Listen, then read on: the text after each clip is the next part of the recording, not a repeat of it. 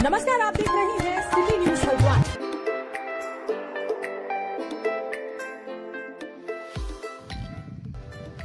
बीते कई दिनों से हल्द्वानी में पीडब्ल्यूडी के द्वारा 13 चौराहों में रोड चौड़ीकरण करने के दौरान बड़ी संख्या में चौड़ीकरण की जद में आ रहे बड़े और सालों पुराने पेड़ों को काटने के कारण पर्यावरण प्रेमी और स्थानीय जनता की नाराजगी पीडब्ल्यूडी और प्रशासन झेल रहा था।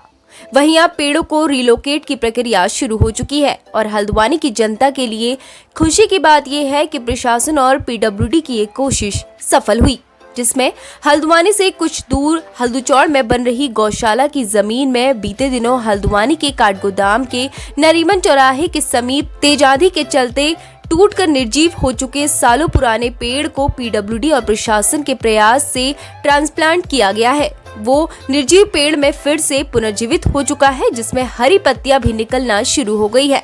वहीं जिसको लेकर प्रशासन और पीडब्ल्यूडी के पेड़ों को पुनर्जीवित करने की उम्मीद और भी पक्की हो गई है।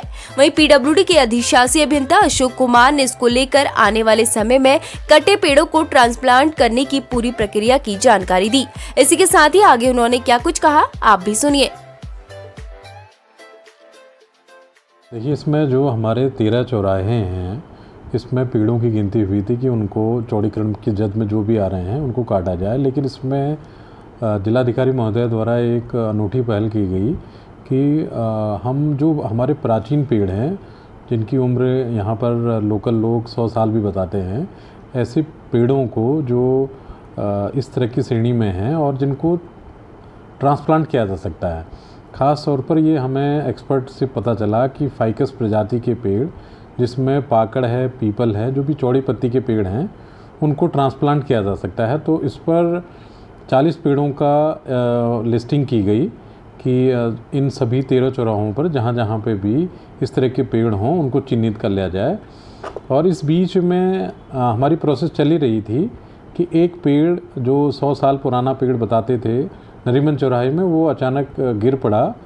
और सबसे अच्छी बात यह है कि हमने उसको भी तत्काल ट्रांसप्लांट के लिए हल्दूचौड़ जो गौशाला में लैंड थी वहाँ पर उसको स्थापित कर दिया है।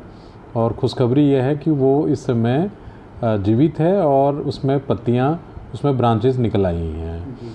और जो ट्रांसप्लांट की प्रोसेस है वो हमने करीब 15-20 पेड़ों में स्टार्ट कर दी है। इसको विभिन्न स्टेजेस से गुजरना होता है। सबसे पहले इसमें लॉपिंग करते हैं, जो भी ब्रांचेज टहनियाँ हैं उनको कटाया जाता है और उसमें फिर एक फंगीसाइड का लेपन होता है और सीलेंट लगाया जाता है ताकि नमी और पानी का कोई असर ना हो। इसके अलावा उसकी जड़ में डी रूटिंग के लिए वहाँ 1-1.5 मीटर की परिधि में मिट्टी को हटाया जाता है और एक फ्रेश मिट्टी, जिसमें विभिन्न प्रकार के सप्लीमेंट्स भी होते हैं, वो डाला जाता है और उससे रूट, उनकी नई रूट निकलनी शुरू हो जाती है और जो पुरानी रूट है उनको काट दिया जाता है। और ये करीब 1.5 से 2 महीने 3 महीने करीब ये प्रोसेस चलती है। खबर को लेकर आपका क्या कुछ कहना है, कमेंट में जरूर बताएं। ऐसे ही अपने शहर हल्द्वानी की हर छोटी बड़ी खबर को देखने के लिए सब्सक्राइब करें सिटी न्यूज हल्द्वानी।